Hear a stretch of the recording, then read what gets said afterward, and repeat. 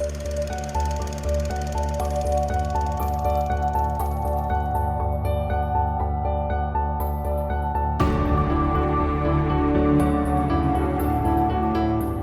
I'm Sophie, and I haven't seen a lot of movies. Hi, I'm Paul, and I'm here to help with that. And we are SP Film Viewers.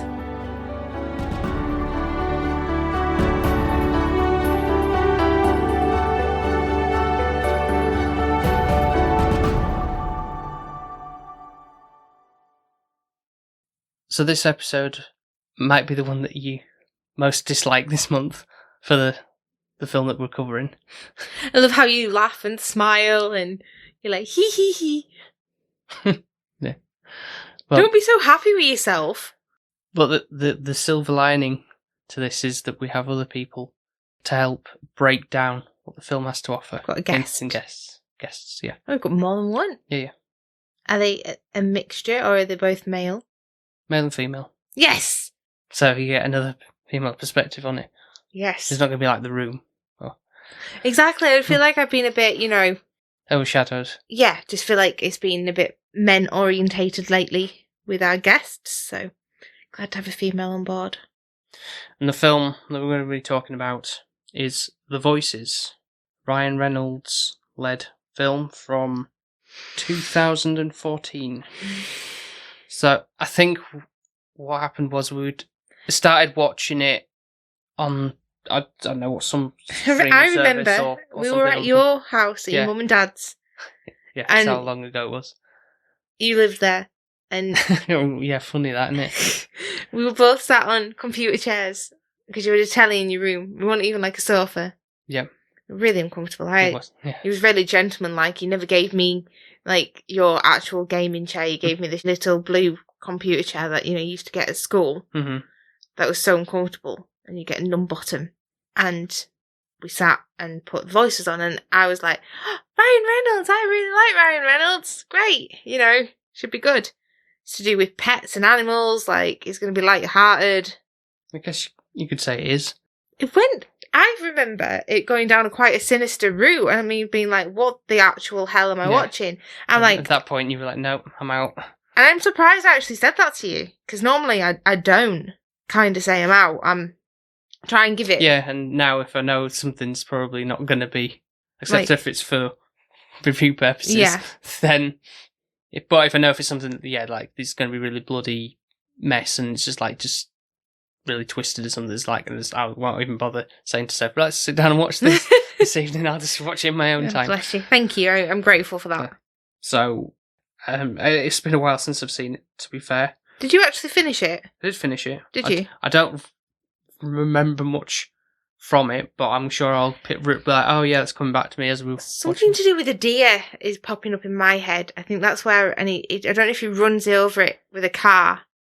And I think it was at that point where I went, no. I think it was a bit more sinister than that. I think it was. But... like a person or something who was actually more... I remember him saying, like, I'm sorry, but then he continued on hacking or... Was it Ryan that was hacking him? Yeah, them, yeah. Whoever they were. I don't know. I just know. I remember going, no. So it'd be interesting to see. It'd be funny if, with our review, if they both love it, or if it's that the female has a different kind of intake on it. Yeah. I don't know. I remember this being a long time ago, and I didn't value it then. I don't know if I'm going to have much of a change of heart. So it'd make for interesting conversation anyway. Yeah, no, 100%. Yeah. So, four-way perspective on things. So, we'll be back with our thoughts and our guests to talk about The Voices.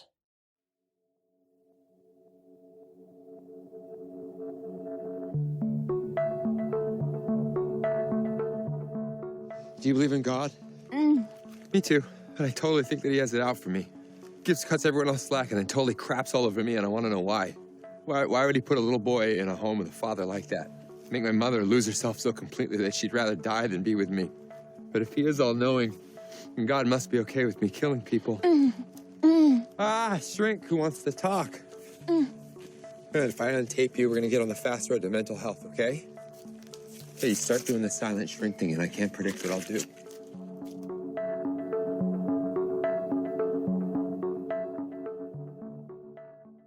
And we're back after watching The Voices. And we've got two other voices joining us to discuss this movie.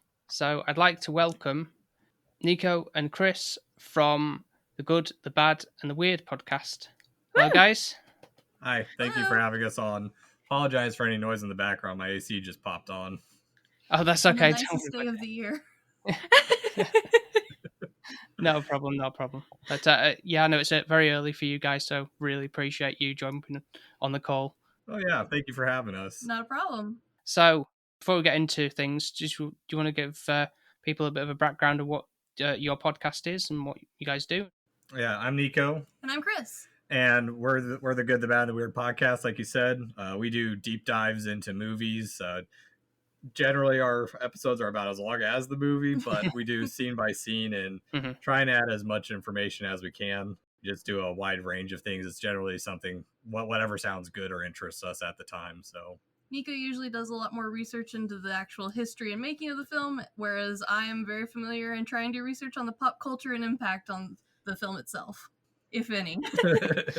Yeah, no, I've listened to like some of the episodes, and yeah, you do go quite in depth with how you research. I'm quite like jealous of how much work you actually put into everything with it. So yeah, I try and do that now and again with ours, but it's more what Sophie thinks of the film. And there's no research in what Sophie thinks. Sometimes those are the better ones when we don't have anything to research. Definitely, Yeah. but like we originally like watched movies as friends together. Like we'd have a whole group, and like Nicho and I would spend the entire time watching the movie, Googling and researching the movie, and then like just absolutely ranting to each other about the movie. And our friends were like, we don't need to be here anymore.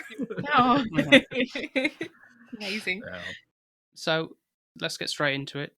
Do you have any facts or trivia about this film before we...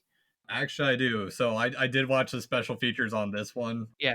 This is actually like my third or fourth time watching The Voices, so I've been a little bit familiar with it, and I was excited you suggested it, because I hadn't thought about it in a bit. But yeah, so actually the writer took consultants from The Silence of the Lambs while he was working on some other crime show and asked them how to explain how they catch a serial killer. And basically they explained is the thought of their idea of the thought process of a serial killer is the serial killer lives within a movie. And so they try and figure out what movie that serial killer is watching. And so he's like, I want to see what that is as a movie. And so that's where the basic plot of The Voices came from. And the writer, Michael Perry, we know him here pretty well from his TV shows of like Law & Order SVU, House MD, NYPD Blue. Like he has a bunch of those sorts of crime-related shows. And only like really 2 movies, the other one being Paranormal Activity. So like a perfect writer for this sort of like horror, but also like a psychological element and like doing the flip of like where perspective comes into play. Mm-hmm. Also, it's the director Maureen Strape's first English language film and the first script that she didn't write herself. The only other movie I know her from is Persepolis, and I only know it from the cover itself. I've never actually watched the movie, but it's a I think I know. I know what you mean. Yeah. I've seen the cover. It's the black and white like illustration one. Is that right? Yeah. She's a graphic novelist, and like her work is really pretty. A lot of it deals with her background as a French Iranian. And I haven't read a whole bunch of them, but I am familiar with the one that I can't ever say it. But the one that you watched, I've gotten a little bit into it, and I really enjoy her stuff. And you can see it, especially in the credits, all of that sort of art style is very reminiscent of her work. And like, now that I've seen this movie, I'm really interested in like digging more into her works, because like I only really know her from that one, and also like a few of her children's books. And so, yeah, definitely want to check out more of her writing. Interesting. Okay. Yeah, I had no clue about that. I did a little bit of research, and it was only the special features of the movie. So. Yeah, I think there wasn't on the disc I've got to watch it. There wasn't that many special features. It didn't seem, other than like just showed like a bit of Ryan Reynolds doing the voices of the animals. Yeah. in the film. So it's like, okay, yeah, because it was like I'm pretty sure it's his voice he's putting on a Scottish accent. And he's Bosco, Mr. Whiskers. I think he has one other voice in the movie somewhere. So he did an interview that I found because I was doing some Googling just to like get caught back up with Ryan Reynolds, because like I like Ryan Reynolds, but he's definitely not one of my favorite actors. Mm-hmm. And so like I only really recognized him as Deadpool. Like that's like my number one, like that's Ryan Reynolds, Deadpool, got it. Yeah, he is Deadpool essentially. Yeah, he's perfect for that role. He is. Yeah. And so like he's got this interview where he talked about how like some of his favorite works, and like this movie is one of his favorites, and he's kind of like sad no one's really into it. And he's like, yeah, my audition tape for it was me doing all of the voices for this guy in his head. So I guess like pretty much every voice that isn't like another person, that's him. Because Sophie was like, Ryan, what are you doing in this film? Well, what's happened is me and Paul we've progressed as we've started as a couple. I remember Ryan Reynolds, the early Ryan Reynolds, like in The Proposal, like in chick flick kind of films. That's where I would originate him firstly from at a younger age. And I used to love The Proposal. I picked up the voices being a naive 20-year-old, looked at it and thought, oh, it's Ryan Reynolds. There's some cats and dogs on the front. This looks really friendly. And it's a bit deceiving if you don't actually read the back of it. Me and Paul were at your parents', weren't we? And I think I got into 30 minutes of this film. And I was like, no, I'm not watching anymore. I can't carry on. And I think it got to a point of where the deer had gone into the car and he'd killed the collision by accident Fiona. Yeah. And it was very gory for my little head at that point. You were like, no, I can't say this. So that was the cutoff point for Sophie, and it's like, oh, I'll watch it in my own time. Yeah. And it's like, I said to you after the fact, no, I don't think you might have not appreciated it back then anyway. No, not. It's where it went. Just went a bit more. I would not have valued more it. Darker, but But luckily we actually watched it and we got all the way through this time, didn't we? So that's good. Yeah. Well, and I know which poster you're talking about because I was actually looking at the posters. Like, I do the Tuesday poster posts. I know exactly because the UK poster is drastically different than the American poster. And it looks a lot more family friendly. The American poster, he's holding a saw, there's like a blood trail behind him. So it's way different. But at the same time, like he's in the pink like jumpsuit from work in the American poster. So like it's still like if you're not paying attention. Like, I had to multiple times, like, shoo my roommate who's not in, like, she doesn't do gore, she doesn't do blood, and she saw Ryan Reynolds as she was, like, walking past our living room, and I was like, nope, keep walking, keep going, this one's not for you. I feel like I needed that, really, for me the first time, because literally it does look like quite a comedy kind of film when you look at the cover, and I didn't read the back, I'll be honest. Yeah. I think it's the one with like a blue background, is it? I'm presuming when it's like a close up of Ryan's face, and then it's the cat and the dog like side by side, and the other two girls. Yeah, it's that. Yeah, that one. It does look more like a nicer one. Yeah.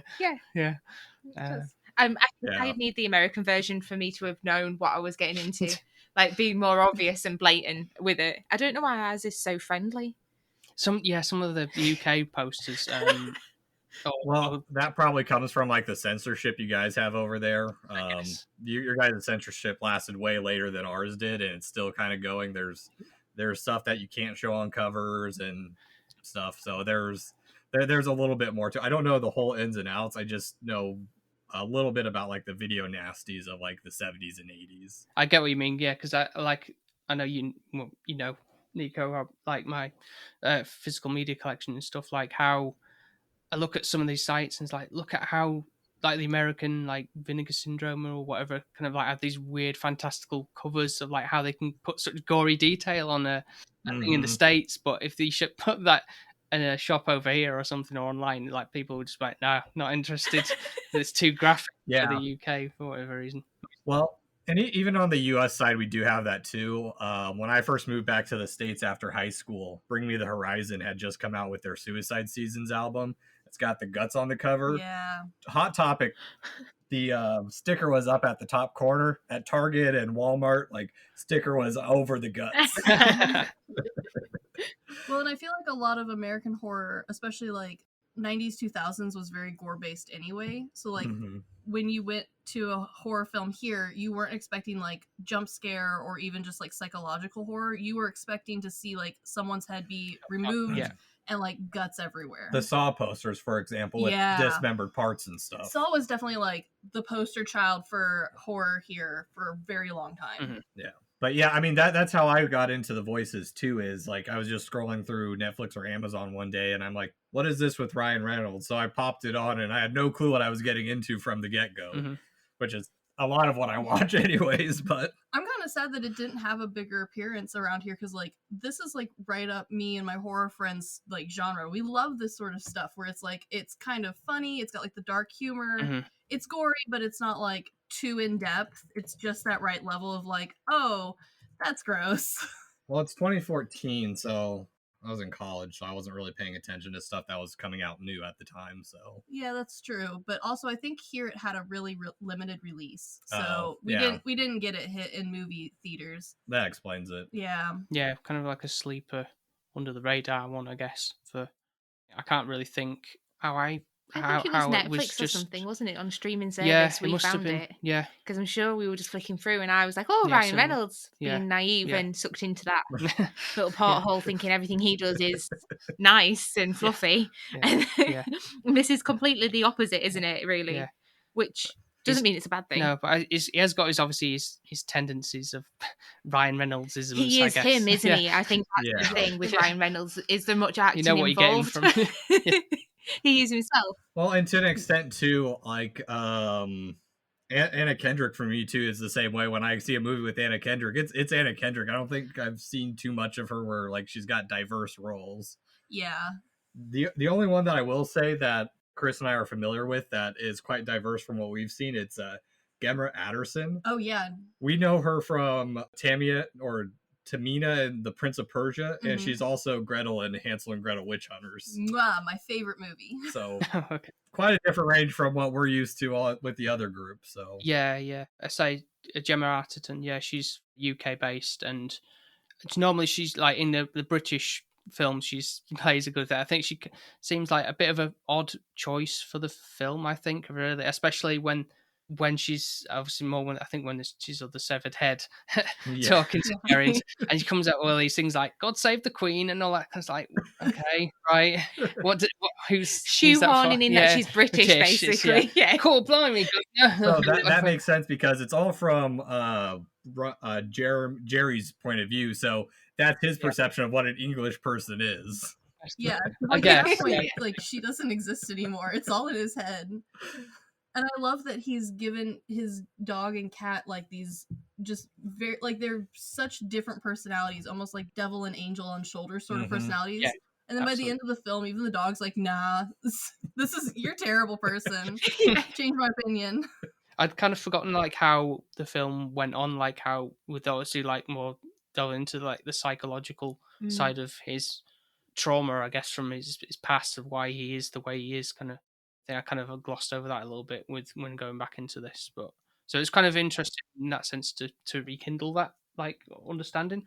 Yeah, well, and that's the same thing that happened with me too, because it's probably been about 3 or 4 years since I watched it last, and so like it is a part that is easily glossed over, and I think part of it is because partially I think it's the least interesting portion of the movie. Like it's good to know the background, but from like a film standpoint, it's the blandest portion of the movie, whereas the rest of the movie is so stylized with what it is, I think, and it doesn't impact as much as when he comes off his meds and you see his shit in trash apartment. Yeah, it's a good way of showing that as well, because in his head he's like, when he's off the medication, everything's looking more pristine and stuff, but when he is actually on the things that are supposed to be helping him, he's in a dismal. Well, that's it's like reality, isn't it? And then a dream world, basically. That's like the two states of mind that he's got, and he'd rather be in that kind of dream state. Yeah. And to be fair, I understand. I'd want my animals to talk to me. Like even if I had Mr. Whiskers and he was being a right ass, I would like them to speak to me. Also, when he goes food, I don't have thumbs. It is quite comical with how it's delivered, even though he is like a horrible cat. But what I think is really clever is the way the cat looks and the way that they've kind of filmed the cat to do those faces, and he looks like he's actually looking down at you most of the time. Like a cat kind of just looking around as if like he's not quite there, like as in like a cat would behave, I suppose. It's not like directly like looking at him kind of thing, so it's natural-ish. Like Ryan is beneath him. Yeah. So how they're able to do that, they actually CGI'd the entire from the neck up of the animals. So that's why I still think, like, even though it's aged a little bit, the voice movements, they're still not bad, because part of that too is they also base the mouth movement and the expressions based off of what Ryan Reynolds was doing during the recording. So it's a little bit more technical, and I only had thought that they had done the mouths. I didn't realize that they had done from the neck up everything. But I'm glad that they did, because there's a lot of times where the cat just has like the the airplane anger ears. Where when he's like talking about how like you should murder someone, and he like they've really like nailed that I'm going to attack you. Yes. Yeah, absolutely. Yeah. It's like with the obviously like the cat talking and stuff, and Sophie mentioned like say feed me kind of thing, like with actually our own animals, and it's like wonder what like kind of voices we could actually like put to them, like how would they sound if we were hearing them as like Ryan is technically doing that. I don't know. It'd be interesting to know like what kind of. Oh no! So when I was rewatching this, I'm like, this is exactly how I expect my animals to, or my cats to talk to me. Yeah, definitely. So the other going back to like the style of the movie too, that I thought was interesting, is a big part, at least when we were in college, in our graphic design portion of our architecture program, their big thing was having one accent color throughout your entire project, or throughout whatever portion of the project it was on. The stupid color motif. Yeah, so like that would have been like everything would have been black or white minus that one color. And the interesting aspect of this movie too is when it's in the dream state, it's always just a little bit oversaturated and a little bit too overexposed, which I think normally is kind of a pain in the butt if it's not done properly. But this movie does that properly. It uses it as to help portray that dreamscape compared to the sharper reality of everything else. Well, and also like the reality all seems I don't think at any point in this film is it like a standard level of saturation or color or even like tone, because when he's in that like dream sequence, everything's like hyper bright, hyper clean, and then like when they're trying to show the real world, everything's like very dark and underdeveloped, and even the colors feel like there's a filter over them. So like there doesn't seem to be any like point of view from this film of like a standard. Everything's either very good or very bad, which is a really great way of showing like that bipolar nature that he's going through. Well, and on top of that, the only time we really see reality as it probably is when he's off his meds for that like 5 minutes of the movie. Everything else is dreamscape. Yeah, exactly. And like because he's off his meds in his apartment with trash bags to the ceiling full of dead bodies, like doesn't paint a great picture. Yeah, exactly. No. Which actually that's a good point too, because when he kills Gemma's character Fiona, it's very Sleeping Beauty-esque. Yeah, I said that. I noticed that when he goes into the woods and almost like a fairy tale, like I think there's like an angel and devil motif. Obviously throughout the film, I think that's part of the obviously like the good and the evil on his shoulders, like you said about the cat and the dog being his two conscience basically. Yeah. There's definitely motif with that, and the whole like Sleeping Beauty and it's like a fallen angel kind of thing in the forest. So obviously when he goes to see her in the forest, and it's almost it's like really pretty and stuff, but in reality, obviously with that filter on, it's probably a lot more grotesque because there's hardly any cuts or she's healed somehow magically miraculously, healed, and there's no blood. Thing, but when well, and then something that I thought was really interesting that I'm kind of glad they didn't show because it leaves a lot to the imagination is when they're doing that police report later on in the film after she's been killed. They're like, oh, we found a stabbed woman in the woods, and in his mind he took like her whole body, right, and like took her apart in his apartment. But like they must have found enough to know that like this is a very decomposed stabbed woman. Like there's more than like just like a little bit like her shoe like in the film is shown. Yeah. So like this kind of begs the question, because like we were watching this and my husband who's in vet med, he was like commenting, he's like, this feels like the wrong amount of Tupperwares. to hold one human. Yeah, I thought. Yeah. And like at first I was like, yeah, it's way too few Tupperwares. And then when they show like the real world and like there's boxes stacked to the ceiling, like they show one corner and my husband's like, yeah, that's the correct number of boxes. And then they pan over and there's more boxes and my husband goes, that's now too many boxes. Yeah. Yeah, well, and I also think it's interesting too because he definitely is a serial killer by the end of the movie, but it ties heavily into like the idea that the first with serial killers, like their first murder is always is usually an accident. Yeah, like normally they take things a little bit too far. They don't mean to kill, but it's too late. They've already done it. yes. So that's really how this movie falls as well. And I do like that they how reasonable Bob or Mr. Whiskers actually really is, because despite him being a dickhead, he's actually right a good chunk of the time. Is like he's like, I didn't mean to kill her. He's like, you still brought a knife. Yeah, it's true. really valid. Because like you would put the knife down, wouldn't you, if you logically weren't thinking? But obviously he's in that state of mind where he's like, she's running away. I'm not thinking about putting a knife or dropping anything I've got in my hand. I'm just going to run after her. And I think this time rewatching it, that didn't seem to kind of disturb me as much as it did my younger youth self. And I think, to be fair, it was more, I think what made me stop at that point was the sheer kind of coincidental, oops, I've just fallen. I'm sorry, and then I keep stabbing you. Yeah. But actually, I think it was more like a remorse, regret. And I think the further you go along psychologically with him, it makes sense why he was repeatedly stabbing her. He wanted to free the deer as well, kind of trying to stop anyone's suffering. And I think that's where his head was. He did ask her, are you suffering? And it's like, she's like, yeah. And it all kind of comes back. So he's trying to do good, but it's, at the same time. It starts off as mercy killing, and then it leads into him having to cover it up. Yeah, exactly. Yeah. They definitely did a really good job of making a serial killer relatable and likable, which is a very difficult thing to do. Yeah, no, definitely, because he is likable, and everyone does seem to kind of get drawn to him. And sadly, I think a little bit people feel sorry for him as well. Like within his workplace, you can kind of see that he is a little bit of an oddball and he stands out, but people see it as more like an innocence towards him, more like a childlike almost presence. Endearing.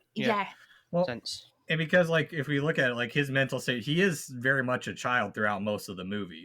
He is, and I think his pets are his parents a little bit as well, as you can kind of see the flashback towards it. I feel like the cat is more his dad, and the dog is his mum's representation of kind of not doing much and just saying, "No, you're a good boy," kind of patting him on the head. And because he hasn't had that great upbringing, I think he's stayed in that childlike state a little bit. Yeah, and pets are normally a thing for people for like a source of comfort. Come home and it's like, oh, they're there to greet you all the time, aren't they? Really, so they kind of, for your mental well-being, they're normally quite good for you. But in this case, it's kind of like it's the angel and the devil on your shoulder, really, for him to kind of like make him feel good, or like just talk it out amongst himself with these two animals. Yeah. Well, and on top of that, I like that you brought it up, that how they treat him in the factory as well, because there's one scene where he's talking to the boss and they're like, well, he hasn't shown up, or Fiona hasn't been, she's not answering her phone, she's not showing up. And then he makes the offhanded comment of like, maybe she went back to England, or she's definitely not dead. And that's there's a couple serial killers, and I couldn't remember, there was one who would make murder jokes. I think it might have been the Green River guy.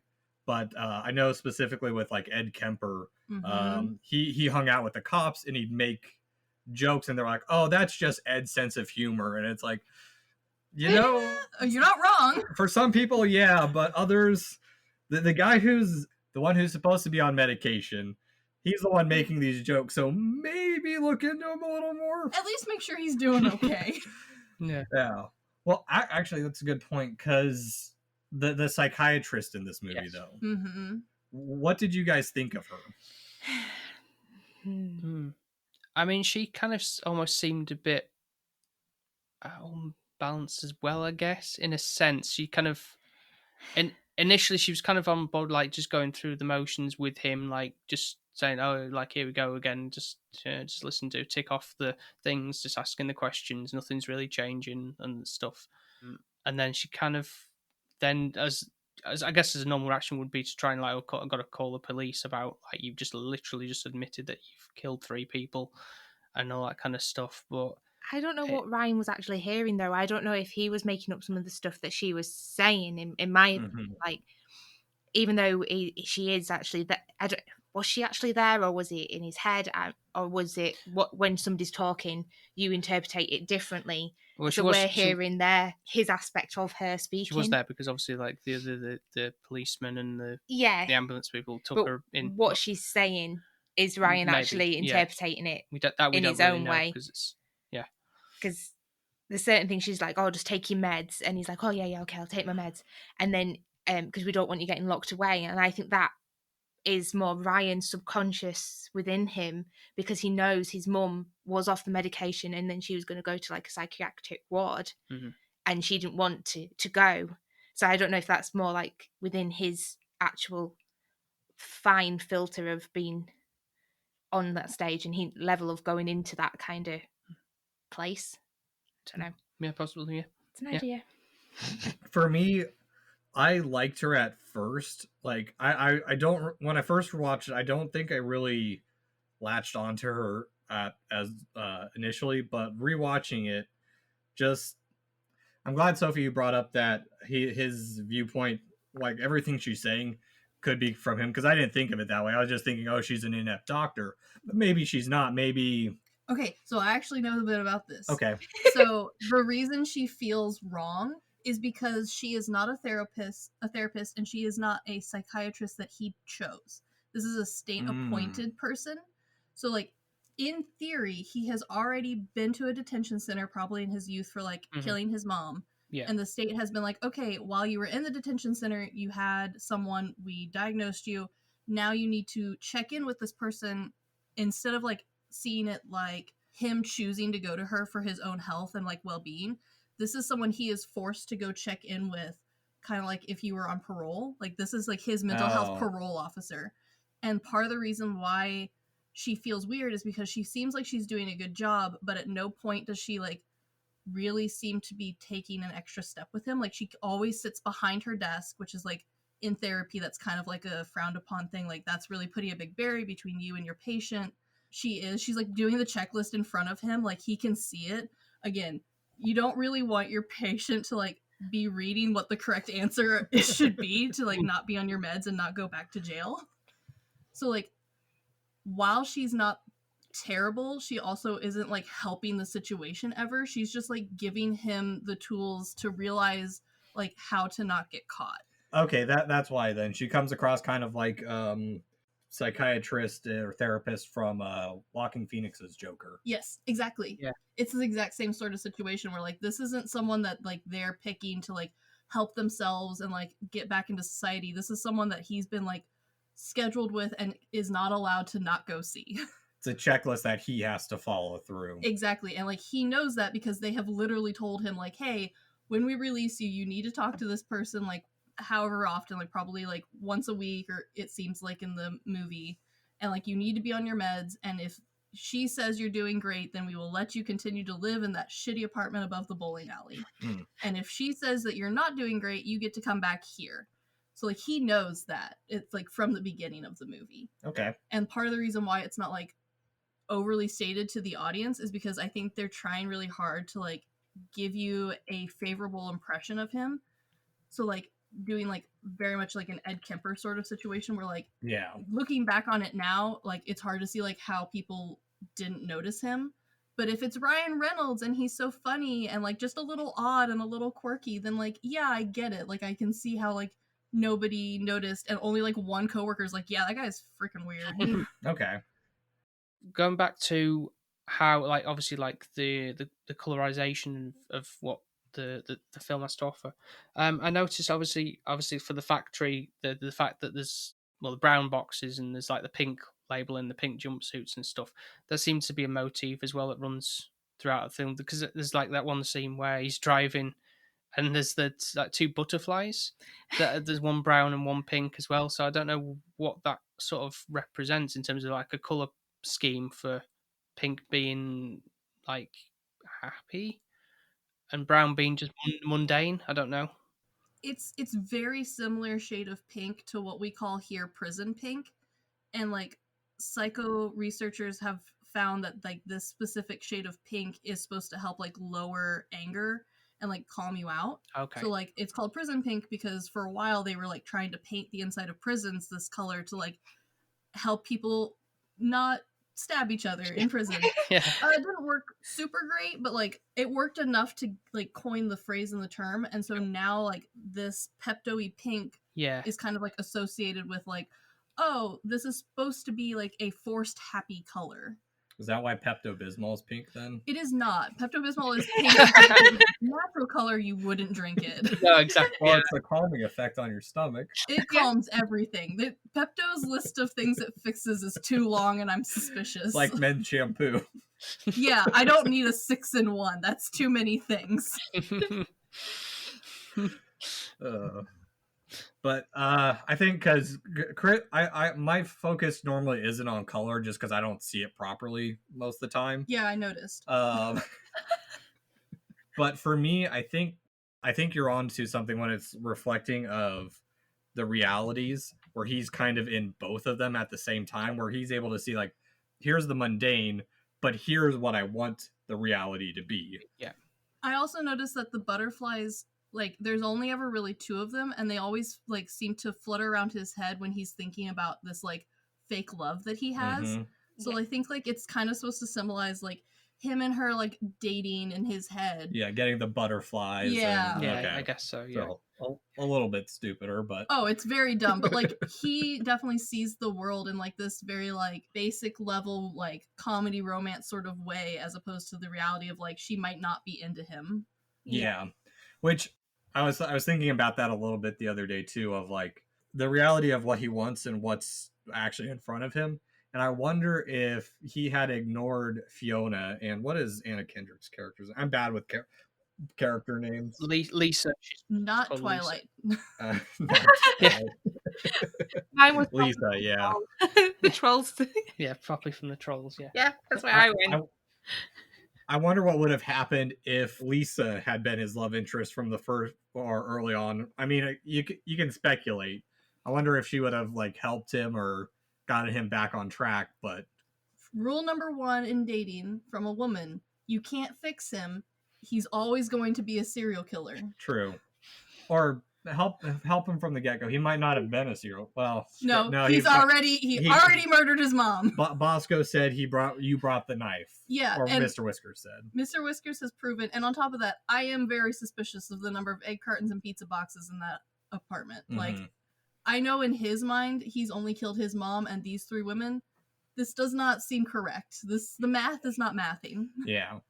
Well, and also she does follow the she fails that other rule: never go to a second location, never get in a man's car. Mm-hmm. Yeah, and never like just barge and make yourself welcome in somebody else's home.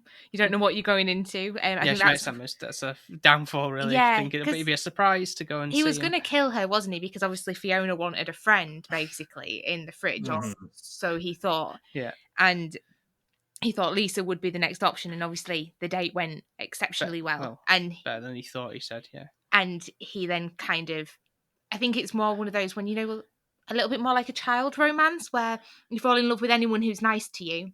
I think that's kind of what he is, and he doesn't really know what love actually truly is. Yeah, truly is. But I feel like Lisa would have been good for him in a sense. He probably would have been stabilized for a little bit longer. A therapist would have been good for him. That too, yeah. I think all he wants is love. I think that's literally all he's craving is some affection and love. No, definitely. And like you get to see that in the few flashbacks because like it's clear that he loved his mom, but like she didn't seem capable of loving him in the way that he needed. So like he's been love starved his whole life. Yeah, that makes sense. And he focuses on what he potentially perceives as the prettiest object in the room. Well, and also she's like the first one to like be nice to him because like in the board meeting she's the only one like seeming to want to be there for this barbecue, all of the other guys and like people there are either bickering amongst themselves or clearly are not interested in like having a barbecue. She's the only other one who's like encouraging him in any way. And so like it's kind of that like mindset where they talk about with like other serial killers where like that's how they picked targets, was like, oh well, she even remotely looked at me. Yes. Thus I'm infatuated. Mm-hmm. But there's a lot of similarities between this character and like a bunch of serial killers, right? Yeah. And so like I'm over here being like, oh, that sort of like mindset was like this person, or like, oh, he chose to like keep all of her parts and Tupperwares, that's kind of like this person. And my husband's like, shh, I can't hear the cat whisper. I do not understand the logic of the containers. So like we've just finished watching Breaking Bad. It's like there's acid, you could literally just dispose of it in a really clever way, but obviously it's Ryan Reynolds and it's not going for that. But at the same time, the logic of how did he buy so many containers? Did he clear like out a supermarket with having to buy all the Tupperwares? And second of all, the effort of having to cut somebody up, it is quite horrific when you think about it, but the way that it's done is somewhat comedized. No, that's not a word. Comical. yeah, because like you can see her legs swinging off the counter, and initially when you see that shot, you think somebody's actually maybe sat there and crossing their legs. That's what I thought initially. Not actually that he's hacking at somebody's, or they're swinging their legs. Yeah, swinging their legs. And I think that's probably how they've actually done it. It's also like that dark comedy of the movie that I can see why a lot of people wouldn't like this movie, because it is grotesque for what it is, but it is also comedic at times too, and not in the way people want it to be comedic. Yeah, and like you're right, like the logical thing would be like to get rid of the body so he doesn't get caught, but like this is kind of like an interesting look at like the idea of like trophies that serial killers keep. Yes. And also goes back to like his like childlike mentality, like he doesn't know what to do with trash. Like he clearly doesn't know how to like care for himself, because like when it's not on his meds, like there's cat puke everywhere. Like he hasn't taken the trash out. He clearly hasn't cleaned this apartment ever a day in his life.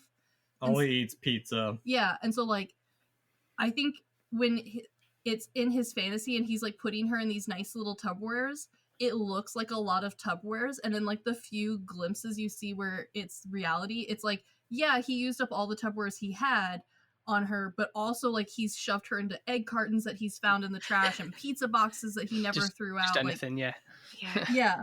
Yeah, he's gonna Shawshank Redemption it, go out to the woods every now and then and drop a little piece here, drop a little piece over there. No, I see. That's like the logical thing, but it's very obvious that he's like very paranoid that someone's going to catch him.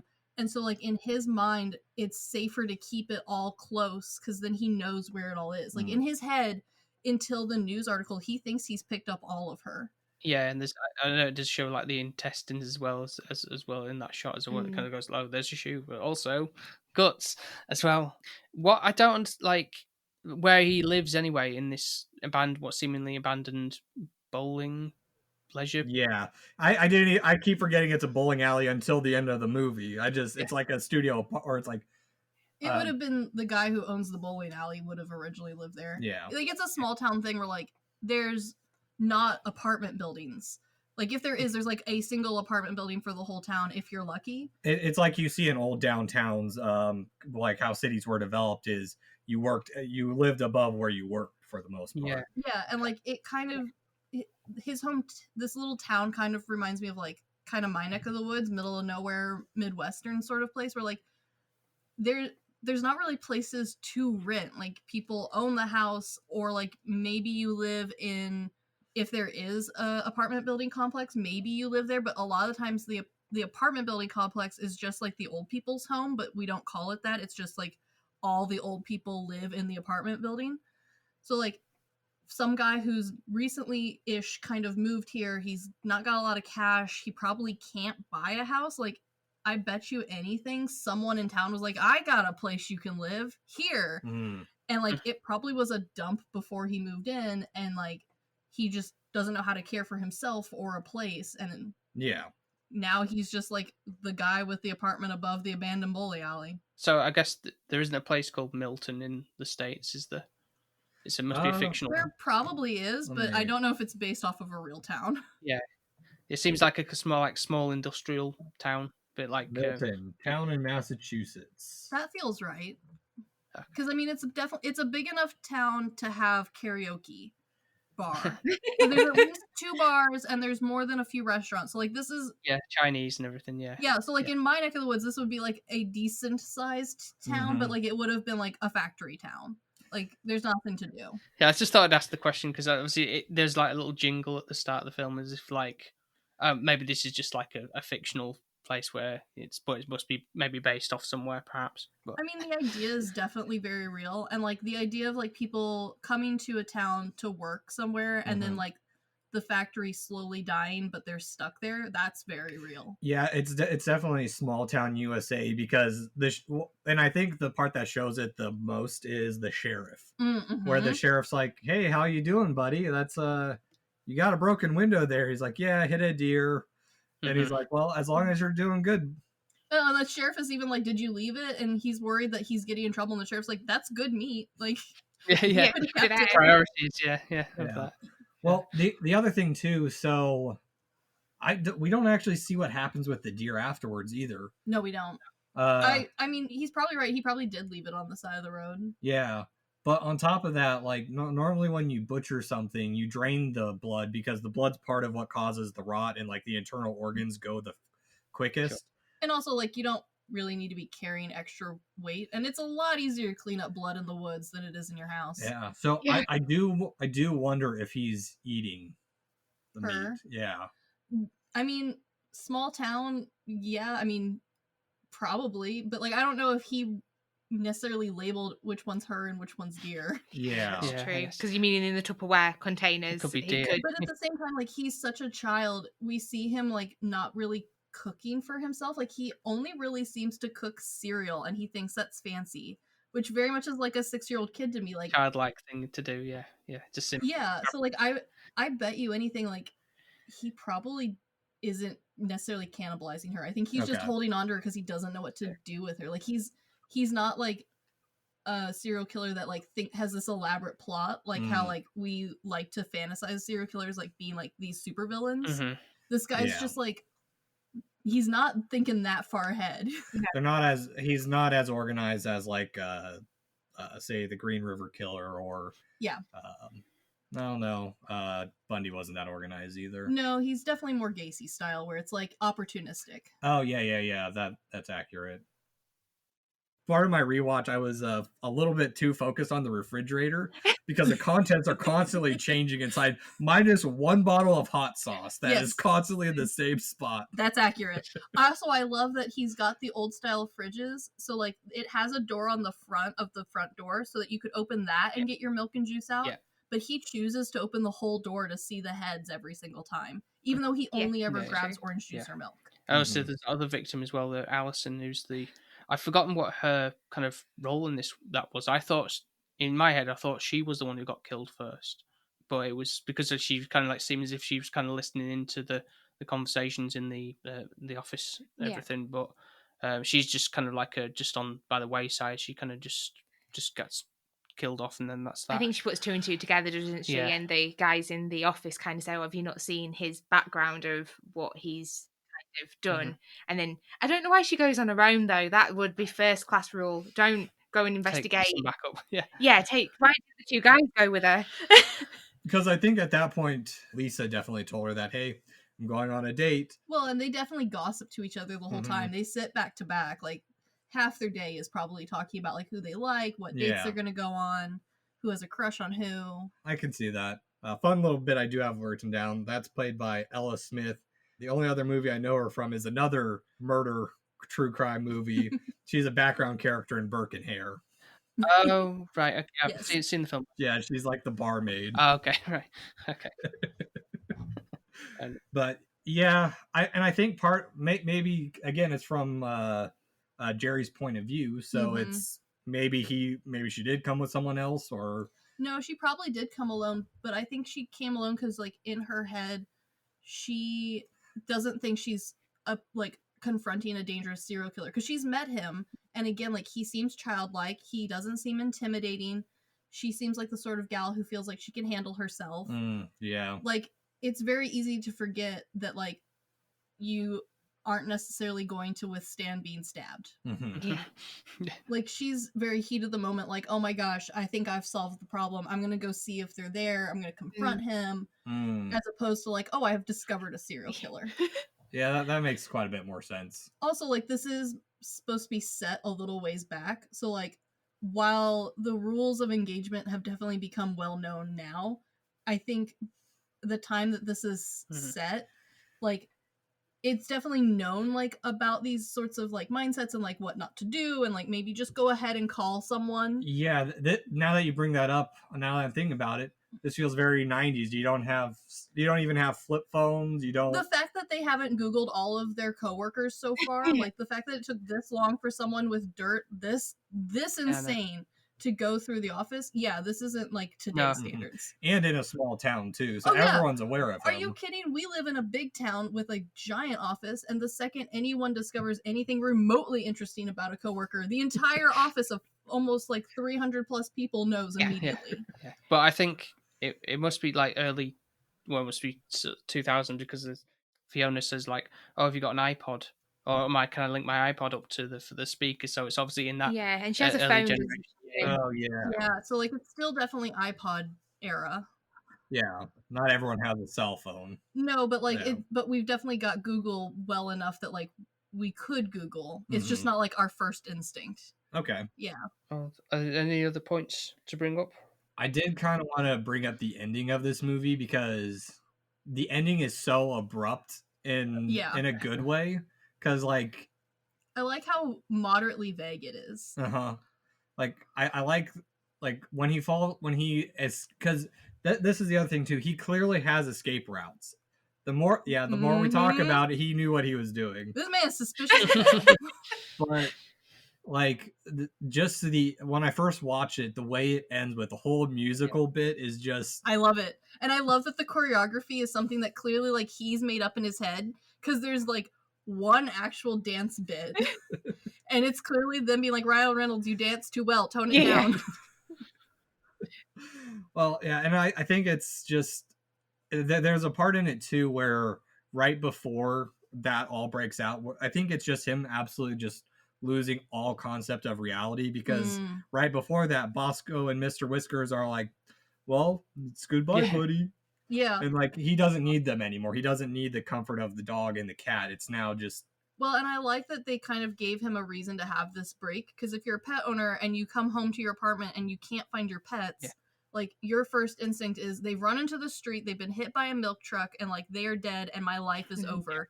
And, like, he comes back inside and, like, someone talks, like, one of the police officers is like, yeah, we found a cat and dog inside.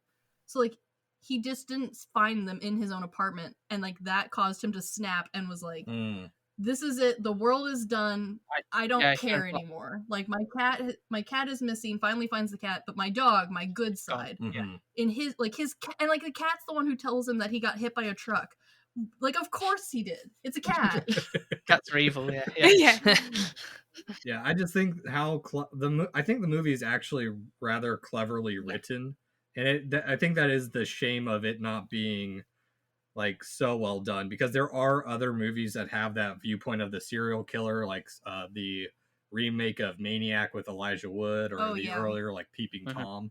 Like, those movies don't portray that. It's a very straightforward portrayal of a serial killer's reality, instead of, honestly, a fantasy movie that they've created, and they do it in such a stylized and clever manner.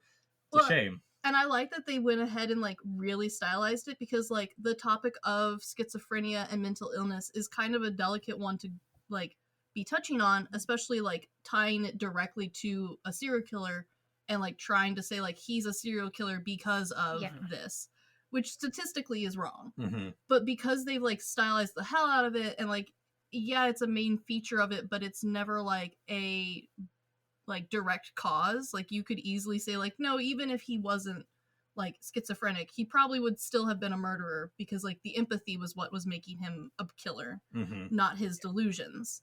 And so, like, because of all that, I think this movie will age a lot, like, is aging a lot better than some of the ones that try and, like, do this like psychological deep dive into trying to understand the crazy. It does make you wonder though if it's more like a trauma. Like if his mother wasn't the way she was, would he have had a different life? Yeah, I think so. Like Yeah. a different. That's always the question: nature versus nurture. And I think that's why this movie does like such a good job, is because like it really brings that question to forefront, as opposed to like painting him as like this unrealistic like killing machine, this like horror film bad guy. Yeah. And Yeah. it's Ryan Reynolds, so Yeah.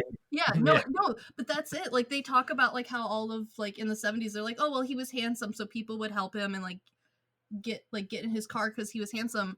And like I never saw it because like I don't find the 70s attire that appealing. But if it's Ryan Reynolds, like yeah, I kind of get it. Like I wouldn't, because like not my like I'm not risking it for Ryan Reynolds. But, like I could see it. I could like understand. That's fair enough. No, definitely. I would be naive enough to get in Ryan Reynolds' car, especially like when I was my early 20s. Like I absolutely loved Ryan Reynolds, and if I would be probably chopped up by now, like if that was the suit of that film. Mm-hmm. But I also think with the shrink at the end, when he kind of kidnaps her and ties her up and runs off with her, he says, oh, that's the best like therapy I've had in like 10 minutes. Yeah. Yeah. But she does actually say, and I don't know yet again if it is his own thoughts, like you don't have to act on every thought that you've got. Yeah, I do like that bit, yeah. And you're not alone. And I think that is why he keeps all of them in containers. It's more like people are with me, I'm not isolated, I'm not vulnerable. Even though I've chopped these bodies up, he still sees them as alive, doesn't he? I think that's a good point too, because how we talked about a little bit earlier of when he's in the other room, it's more like he's misinterpreting it. But now because she's in a compromised situation, she's telling the stuff he wants to hear. Mm-hmm. So that's why to him it's the best therapy he's had. Well, and on top of that, like we were talking about how like she, from a therapist point of view, is like doing a lot of things not the best method, right? So like yes, kidnapping your psychotherapist is not a good answer, but like she's finally out from behind a desk, she's finally telling him reasons and like trying to get it to make sense to him in his own language. And so like yeah, this probably is the best therapy he's had in decades. Unfortunately, you know, like it's a little too late. A little bit too late. And also like don't kidnap your therapist, but like like this is probably like I said earlier, like he doesn't need a girlfriend, he needs a better therapist. I kind of feel like when Ryan does, like, obviously there's a gas leak and the bowling alley kind of explodes and clearly he dies. I'm assuming the equivalent is his pets do run out, and that's where the passing is technically in Ryan's head. Because any animal, if there's a fire, it's probably going to run away from it. So I feel like the pets are still alive, probably, in my head. Yeah. Well, don't the police say, like, hey, we found 2 pets, like, just take them? So, like, it kind of is implied that, like, they've like been removed. Bosco escapes, and they say they find Bosco wandering the road. Yeah, so definitely Bosco's alive, and I would almost guarantee, like, this, like, overly friendly cat has been, like, scooped up, especially if it's a small town. They're not waiting for like the correct protocol. One of them has like picked up the cat and put it in the police car. Definitely. But it's still a little bit bittersweet for Jerry's character. Like, you can see he wants to escape and wants to kind of live his life in his little world that he's in. Mm-hmm. And he's always fighting the good and the bad. But at the same time, all he wanted was love. And he even died not really having that aspect for it. I know he's a murderer, but you actually do feel somewhat remorseful towards him because of how shitty everything has been that's impacted his life. To that point, to that point. It's like when we watched The Joker, and I shouldn't really condone The Joker, but yet again, it was, you actually felt like, yeah, I actually get why he's like that. Why he turned the way he did. Yeah. Society just kind of brought him down to the ground and everything. And you kind of then condone what he's done in a little way, which is weird because you're like, I should never be kind of saying, yeah, you should murder somebody. But at the same time, the way that he'd been beaten down so much, it was like, I kind of get why you've put that barrier up and you are the way you are. Yeah. And I think with Jerry's character, you kind of understand why he is that way. But at the same time, all he wanted is to be loved, and he still dies alone. Yeah, but he gets everybody at the end. Yeah. I also think it's really interesting to see how like his mother's deeply ingrained faith impacts him. Mm-hmm. Because like he definitely knows that he's supposed to like pray at night, but he only knows the Lord's Prayer, like a modified children's version of the Lord's Prayer. And then like in the very end, like he briefly like asks the therapist like, hey, do you believe in Jesus? I definitely believe in Jesus. And it's like, do you though? You don't seem to be following any of these teachings here. And then at the very end, it's not his mom that comes and hangs out with him and his like idea of heaven. It's a very strange portrayal of Jesus that probably looks like one of those like framed Catholic pictures of Jesus with the crown of thorns that his mom probably had in the house when he was little. Because like he probably didn't get to go to church a whole lot, especially with his dad being the way he is. And like his mom clearly didn't want to leave the house because she was afraid that like people would find out about them. So like it's just really strange that like he connected more with this fake like interpretation of his mom's idea of what Jesus is and like held that to such a high regard that like instead of imagining his own mom coming and dancing with him, he's like, nope, I choose weird white Jesus. Yeah. Well, I think as well it goes with the cabin where they used to live in, like that woodland area. Everything is isolated, everything is alone. He didn't have many friends when he grew up either. And there was, I think, a line where he says to Lisa that the stars were his friends. And he used to look out that window and survey trees and nature. Yeah, he felt trapped, so it's like he had to stick his head out the window, look up to have some escapism from the reality of being alone. It's really clever how it ends with like kind of like that. You clearly know he's died, but then this comical version of like, heaven or purgatory, maybe, I don't know. Maybe because it's all just white and blank. Purgatory for everyone else, heaven for him. I love that he's like definitely stuck in this child mentality too, because like the outfits he chooses to imagine these like ladies in to be with him are like the ugliest 60s 70s sort of like and like they're clearly not from someone who like wore outfits during that time. It's clearly of someone who like watched a little bit of MTV when they were a kid, or like they saw like pictures, or like they watched Austin Powers and like that's their idea of that time. Like they didn't really live it.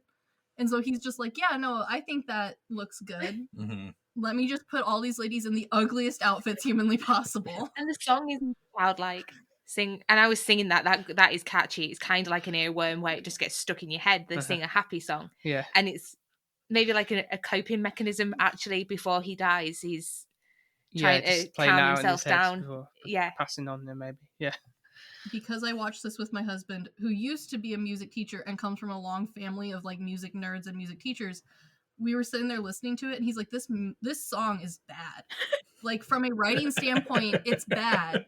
He's like, "It's overly repetitive and not in like the like modern pop way where it's like meant for you to like to act the vocals as like a backbeat or anything. It's like, no, you're supposed to be singing the vocals, but like it's so that you can quickly learn it like a kid's song, where like wheels on the bus go round and round sort of level of like it only takes you one listen and you know the whole song. And there's not a lot of like complicated instrumentals. There's not a lot of like solos involved. It's like all very homogenous, and like because it's all homogenous and like kindergarten level learning, like it's boring from an adult standpoint. And so he was like, because like I make him watch the whole credits to the end just in case. And he's sitting here like, Christine, this is killing me. This is the worst. This is my idea of hell. And I was like, this is this man's idea of heaven. Yeah. This man loves this happy song so much that he wants to listen to it for all eternity. Yeah. Yeah. If they made a Screamo version, it'd be even worse hell for him. Yes. Well, no, I think that would have probably been better for him. That would have at least been interesting. But like it kind of reminded me of like the Lego movie where like they only have the one song and it's the whole point of the song is to be happy. But the difference there, I think, is like there's variations on that song and there's like different parts coming together to like Lego style work as a whole and like show that like, oh, you can like do different things with it. This one, there's like just the Ryan Reynolds like it's so like main centric of like the main singer and like that's kind of it.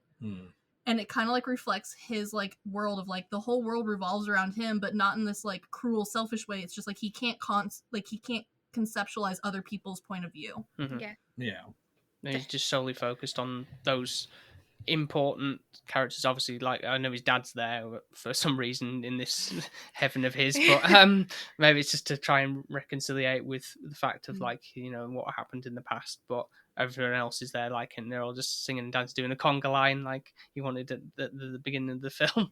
So yeah, right. I think we'll go to the scoring now if we're all good for that. Yeah. So we do it from 1 being the lowest, 10 being the highest. You can do 0.5s or whatever. Point whatevers. I think we had a 0.7, 3 quarters like or something like that, if you want to be that precise. Yeah. So do you want to do it collectively or do you want to do individual ones?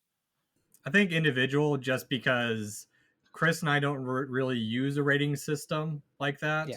And also my tolerance for a bad movie is much higher than his. Well, and also like my star system's more based off what I recommend a movie compared to like is it 100% if you love movies you need to see this, or yeah, because like my range of like favorite movies is in like the 5.5, 6 range that I would rate, but and like my favorite movie of all time is like arguably like a 4. Okay, this is interesting. So our scaling system's skewed. It is skewed, but like it's skewed in like this is what I like. I understand that this is not for everyone though. Yeah. No. Which we've had to come to reconciliation with the horror genre, as like we were like, hey friends, you should all watch these, and we immediately went, we should have told them what this was about. Oops. I think with our scores it's biased as well, isn't it, a little bit? Sometimes, yeah. It can be. So if it's nostalgic, we might decide to lean forward and give it an extra point, even though actually if you were looking at it from a critic point of view, you'd probably not give it as a high score. So like Jumanji, we watched that for a birthday special of mine, and I think I scored that quite highly, even though looking at it like the graphics now and they've aged, but still it's still like a nostalgic feel to it. But yeah. But honestly, like I think when I'm looking to find a new movie, like that's what I look for, is like I don't look at the critics' review. I want to know what my friends think about it. I want to know what my coworkers think about it, and I want to know what that angry man on Google says about it. Got you. Yeah. So whoever wants to go first? Chris, you want to go first? Sure. For me, this is like an 8.5 to 9 movie. I really liked it. I thought the timing and pacing was really good. I thought the story was really clever and the writing was really funny. I think the only reason it's not like a little bit higher for me is just because like there's not a whole lot extra to digest about this movie. Like it's a fun one, especially if you have friends like this to talk about it, but unfortunately it's not a super popular one yet. I'm going to work on that. I personally give it a 6.5-ish range. It depends on who I'm talking to. For me, I think it's definitely knowing what you're getting into. If you're getting into it for a Ryan Reynolds movie, it's not going to be that. Do I think everyone should watch it? Not necessarily, but I do find it entertaining. It's an interesting take on the serial killer genre. It's very stylized. There's a lot to like about this movie, but does it push it over into like everyone should go and see this movie like Psycho? No, it's not to that level. No, but I think if you're like a gore horror fan, like this is a really good one to check out. Yeah, there's worse things you can check out. Oh, yeah, or you just don't, in Sophie's opinion. All right, I'll give it a. I think the 6.5. I think for the 0.5 is more for the stylistic. You surprised me on that. That's quite low for you. I was thinking higher. You've actually shocked me there. Because actually, what I had in my head was different. It was going to be higher than yours, and I'm like, well, I can't do that now. So now I have to reevaluate. I think for what it is, it's kind of fun in a twisted way. I do like my black comedies, but normally with mine, I suppose it's more like British ones that I kind of like adhere more to, really, for that kind of my level of humour. But I do think it's kind of like a mild recommendation for people to check out. But so there could be a lot worse for the content that's involved with it, and it's not like overly silly or anything like that. Then there's a couple of things that do bug me about it, really. But for example, I'd like say like the British like. Okay. Yeah. God save the Queen or all other slogans and stuff. I think that's just is that because we are British? Yeah. Is that what it is? Representation of us, maybe. But otherwise, no, it's kind of nice. It's kind of good. Right, so we're going then. God, you put me under pressure now. So she gave it an 8.5. Yeah. Yeah. So initially when I first watched it, this would have been like a 2. Like it would have been really low because I only got half an hour through it. And to be fair, I think it's like it's one of those where the first killing is the worst. As it goes along, it's not as horrific or gory really. And now me watching it and watching like Silence of the Lambs, this is quite mild and tamed. It's not, we have worse films out there that we can kind of watch. And I think for you, that's why you've scored it lower, because you do like the gory, gruesome films and I think this isn't on that level for you. And I think that's probably why you've scored it lower. I feel like if somebody's trying to take a step into this kind of genre, it's a good one to break into a little bit. It's got your little bit of a mind kind of psychotic scare, but it's still got your humour. It's mild, but still a little bit gory at the same time. Whereas we've got, like, for example, when we've watched certain other films, like even like Shutter Island, it's one of those trippy mind ones where after a bit you're still going through it, several different scenarios of how that actually ends, and still now I could go down that rabbit hole.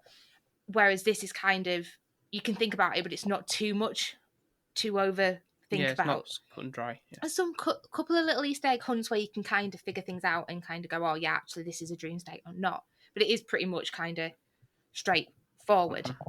I enjoy from Ryan's perspective. I think he's a brilliant actor. I think he does fantastic with every piece of thing he actually touches. Apart from, what was that one that we watched? Free Guy. We didn't finish that. I haven't seen that one yet. So we didn't. So it might be interesting to look at that now on the perspective of like we're covering this one and then like see, but then it might be like, no, we can't cope with it. We'll have to see. I don't know if I'm going to regret this or not. All right. But I'm going to score it a 7. Okay. So I already had that in my head, and then you did 6.5, and I was like, really? I was assuming you were going to go higher. Is it Ryan Reynolds? That's that way. It's the.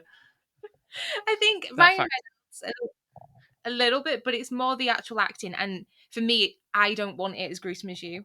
So this actually works for me. And I think I'm glad that I rewatched it. Probably, I feel like it would have been 10 years on now from when near enough. Yeah. And obviously your taste and what you've kind of watched does change as you get older. Yeah. Absolutely. The younger Sophie hated it. Yeah. No, I feel that because I was when I started digitalizing my movie backlog, I looked at I stopped at 2019 because I started looking back at like some of the earlier ones. And I'm like, I gave that a 10 out of 10.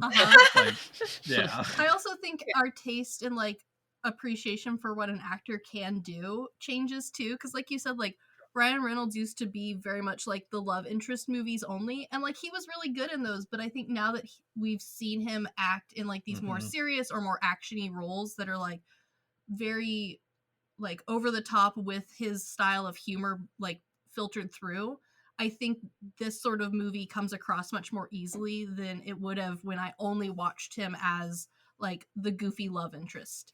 Because like, yeah, that would have been like a huge like jump in like my idea of what he is and who he is. And I think we've been exploring that a lot with Nick Cage, because like when we were kids, like I only really knew Nick Cage as like the over the top goofy actor, and now like going back through his like catalog, I'm like, oh no, he actually is a good actor. I just didn't watch any of those movies. Yeah. We need to kind of, I think, go into some Nick Cage films. I don't think you've really seen much of his probably not filmography, so I'm quite isolated out and sheltered with what I do see. This is why we do this. Nick Cage is definitely like an interesting one, because like he definitely paves the way for like we've started like looking at other actors and directors the same way we've looked at Nick Cage. Where like we started off as like, oh, it's kind of goofy and funny, and then like we'd get into it and we're like, oh, like he has all this like thought and method behind it that I never would have thought of or cared about when I was like a high schooler or even early college age. Yeah, actually kind of in the same vein as The Voices, Vampire's Kiss would be a good one to start off with. Exactly, where it's like, now that I know more about like how they're probably thinking and like going about it, like, yeah, it's still very Ryan Reynolds-y, but like now I'm very interested in like the writer and the director of this movie, because like clearly they had a huge impact and weight on it. And I'm very interested to see how they translate that into these other formats. Because like I said, like the director's best known for a children's book. This is very different. So like I'm very interested to see how like that styling translates over to her other works. Mm-hmm. Yeah, definitely a good starting off movie or intro movie for that genre. Oh yeah. 100%. Yeah, looking to getting hold of that somehow. Yeah. So thank you very much for joining us on this episode, guys. It's been really insightful, hasn't it? Yeah, it's been really good. A lot deeper than I thought it was going to go in terms of background on the film and all that kind of stuff. To be honest, on something that learned loads. It doesn't help that Chris and I like grew up on true crime. So oh my gosh, yeah. This is a subject that's been in our minds for like 20 plus years now. Oh my gosh, yeah. Like I'm not joking when I say I go to sleep listening to true crime. Yeah. So where can people find you? Just remind them again as to whereabouts you are on the socials and all that. Just pretty much everywhere. Facebook, Instagram, Twitter that we're not super active on. We'll get there. I think most of it's some variation of TGTBTW _podcast, or it's not, doesn't have the underscore. Just depends on the formatting. You can find us on pretty much any streaming service. So we're out there. Yep. Yeah. We try and do an episode every other week for a big one, and then we've got our fun little deep dives or spotlights sprinkled in throughout. Yeah. Thank you for having us today as well.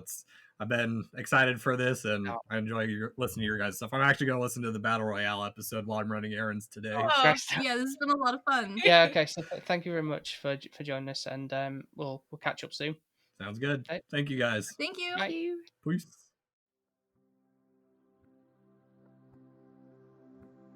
Thank you for listening to this episode, and a big thank you to our special guests.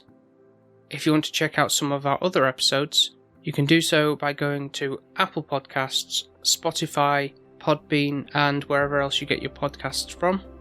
And we'd really appreciate you leave us a 5-star review on any of those platforms as well. A big thank you to the Patreons for supporting the show, who are Mark from 100 Things You Learned from Film, Ben from Film Vloggers, our friend Jones, who is at Weight Loss Jonesy on Instagram, Sophie's mum, and Nicho from the Good, the Bad and the Weird podcast.